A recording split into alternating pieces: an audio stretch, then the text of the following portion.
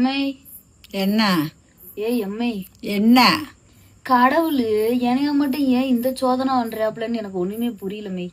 எதுக்கு என்ன சோதனை பண்ணாரு உன்னைய கடவுளு? ஆமாமா, படுத்தா எந்திரிக்க முடியல, எந்திரிச்சா படுக்க முடியல, கண்ணை முடி தூங்குறதுக்குள்ள விடிய காலில் வந்து போயிருது. விடிய காலில் வந்தா நீ விட்டுன்னு பேக்க தூக்கிட்டு நானும் வேலைக்கு போறேன், குளிச்சும் குளிக்காமையே.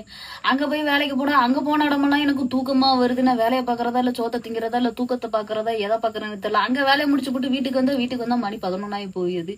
11 அப்புறம் நான் தூங்குறதா என்ன பண்றது? இதுல கடவுள் வேற இந்த 2 விரல வேற உடச்சு தூக்கிட்டு போயிட்டாப்ல. சரி, இது ஒரு பக்கம் இருக்கு அப்படின்னாலும் கூட காலங்காத்தால எப்படி கிளம்பி நான் வேலைக்கு போறேன்னு எனக்கு ஒண்ணுமே புரியலையேம்மா. யாத்தே உனைய மட்டும் தான் கடவுள் இப்படி சோதிக்கிறாரா? மத்தவங்களுக்கு எல்லாம் யாருக்குமே எந்த பிரச்சனையும் இல்லையா உலகத்துல? ஒவ்வொரு மனிதனுக்கும் ஒவ்வொரு பிரச்சனை இருக்கு, அது தெரியுமா உனக்கு?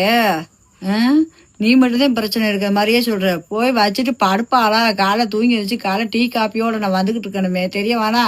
மணி 12 ஆச்சுடியே, தூங்குடியே. தூக்கமே வர மாட்டேங்குது, எனக்கு பேச்சு கொடு.